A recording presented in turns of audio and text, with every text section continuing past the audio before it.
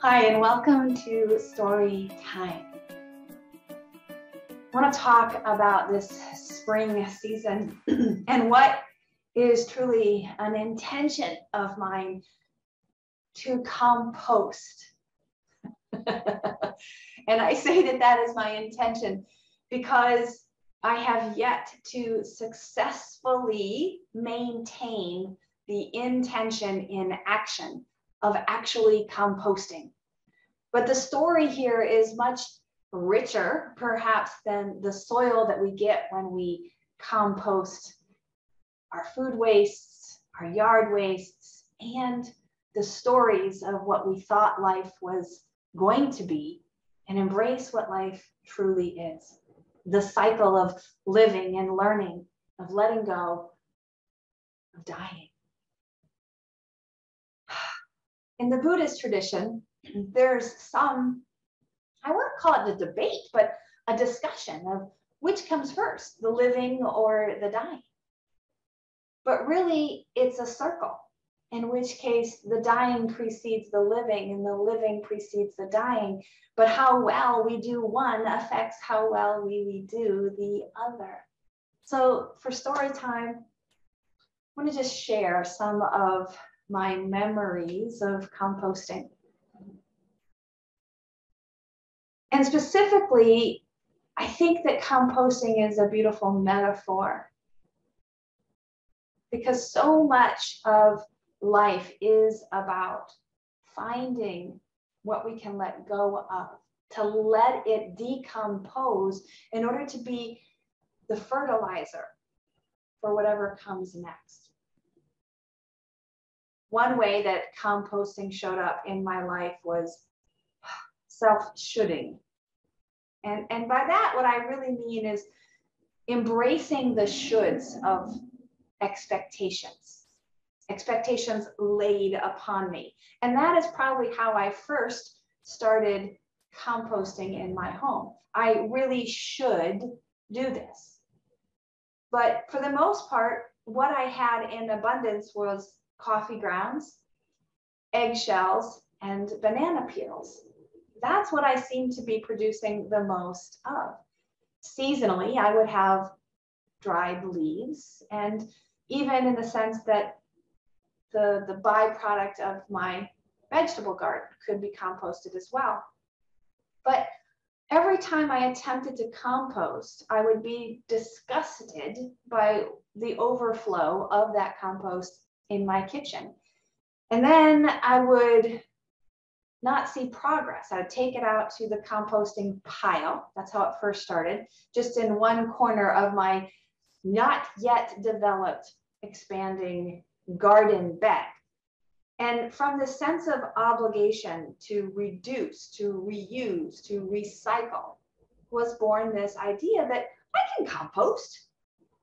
I can do this. And truth be told, I apparently have all of the necessary equipment and skills, which is pretty much just the intention of paying attention to scraps of waste food.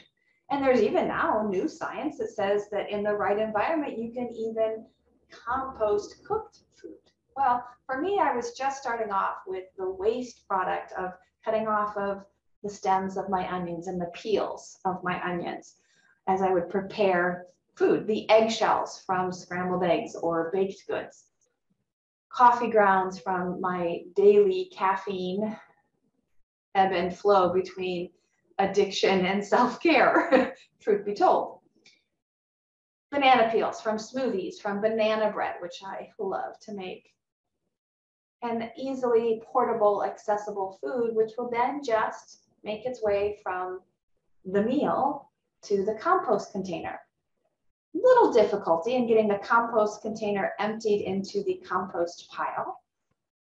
And so then I thought perhaps having an actual compost bin would solve my problem, right? The compost pile seemed inefficient, ineffective, because all I was doing was making a pile, and I could still see months later the eggshells, right? The banana peels. They weren't decomposing. There wasn't transformation happening. So I had some neighbors that were moving, and they had been composting in these compost bins. They were basically two half barrels on top of each other, in which case you could take the top half off to then stir or to mix, turn the compost, put the top barrel back on, in which case then it would create that closed container to help assist in the decomposition. And that did not work for me, mainly because I think I didn't know how to turn the compost. It was still showing up as layers of leaves, layers of eggshells, and coffee grounds, and layers of banana peels. It wasn't really integrating. So I'm not even sure what happened to those barrels. They might actually be in my shed. But I moved on and just started donating my compost, actually by way of a friend who was taking it to a farm for the chickens to eat, right? So chopped vegetables, banana peels, even the eggshells could be composted for them. I've even been known to take the compost container of coffee grounds and banana peels and the like, and put it in my blender to puree it up as an expedited effort for composting.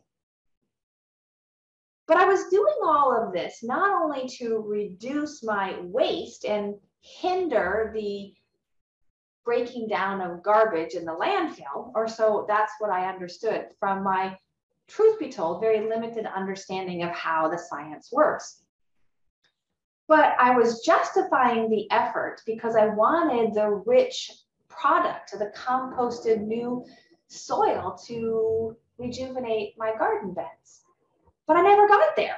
I never got to the point where I actually had the soil to be relocated. In which case, honestly, my enthusiasm waned. Not saying that that's a good thing. I still have this desire, but at this point, my desire to compost is more of a I want to. I almost decided to buy a countertop compost machine and thought, oh, that'll be the ticket. That'll make the difference to help me actually follow through. But really, does a $500 machine, does that solve the problem if I don't know actually where the problem lives? Because what I understand right now is the problem is not in the intention of gathering the scraps. There is some hesitancy of knowing what to do with those scraps and where to put them, yes. But the Lomi machine, the countertop composter, doesn't solve that problem, right?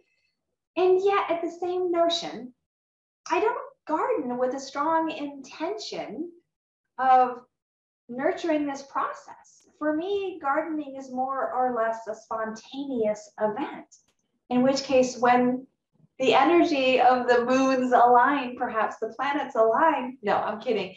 When my schedule allows an opening and the weather facilitates permission, that there's a match in my availability, my energy, and temperate weather, that's when I garden. So it's less about gardening because it needs to be done and more about being intimate with the environment when it fits my schedule. In other words, that meant that I often just bought new soil, composted materials from our local and our local compost site and our local businesses. So what does that mean for Storytime and my desire for composting? Well, I think it means that I'm not done yet. I think it means that this idea is still in process. And as much as I celebrate the baby steps of process in the rest of my life, I haven't yet gotten to a point of allowing, of being with this composting as a practice, as a process of my own gardening journey.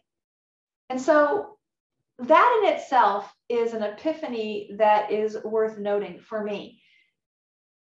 I was looking for evidence, and maybe you do too in your life, looking for evidence that my composting efforts were worth it.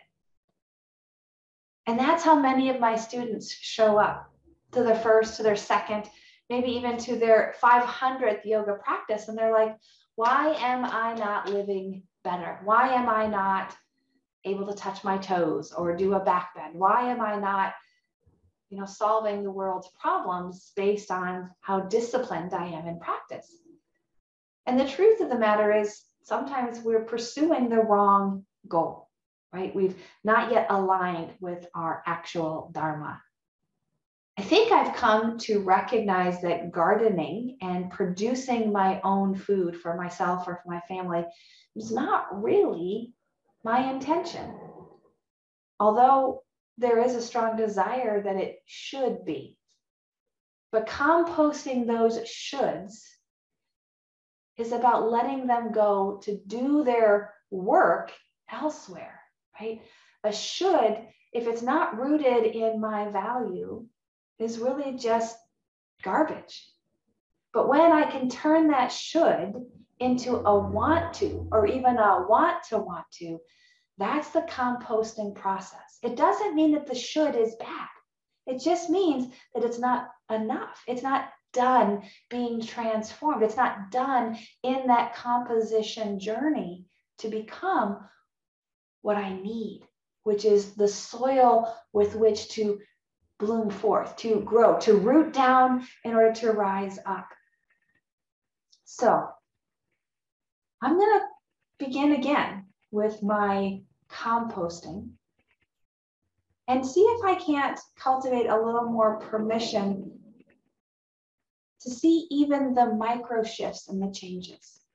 There's no question that patience in the process of my own becoming is my biggest hurdle. Patience in your becoming, probably one of my greatest strengths, encouraging you along the path. But yet to reflect and bring that back to my own lived story is the true test of our yoga living. That's the true benefit of the discipline of showing up day after day to breathe, to move, and to rest. I haven't yet gotten my spring seeds in the garden. I'm thinking specifically of the peas that are one of the earliest that can go into the soil.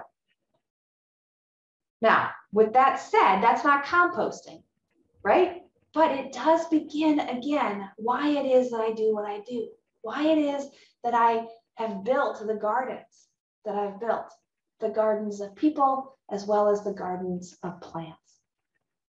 And how can I do my work not only to nurture the soil for these plants, for the students, but also to nurture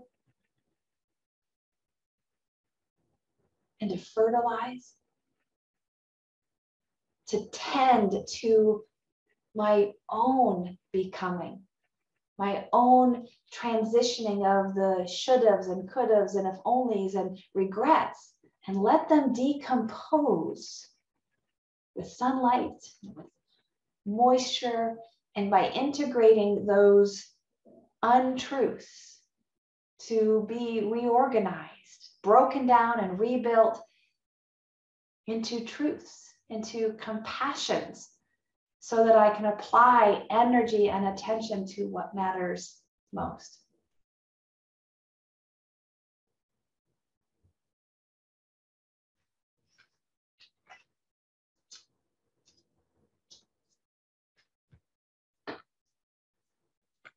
Thich Nhat Hanh speaks of flowers and garbage. He says they are both organic in nature.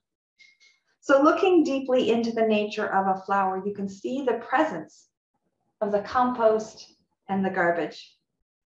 The flower is also going to turn into garbage, but don't be afraid.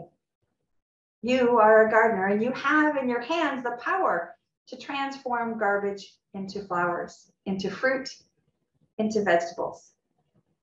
You don't throw anything away because you are not afraid of garbage. Your hands are capable of transforming it into flowers or lettuce or cucumbers. Yes, and into garbage once again. So maybe the lesson here is to recognize that it's all garbage and it's all in process. But from garbage grows everything. From nothing becomes everything when we allow the process to do its processing, its digesting, its becoming, by letting it be, letting it go, and letting it flow back into the cycle that is life itself. Thanks so much for letting me process this story with you here in Storytime. I'd love to hear what you're composting, how you're composting, and especially how it relates to you living well. May you breathe deeply and move freely, labor lovingly, and live vibrantly. May you be well. Take care of you and take care of those around you. We're in this together. Namaste.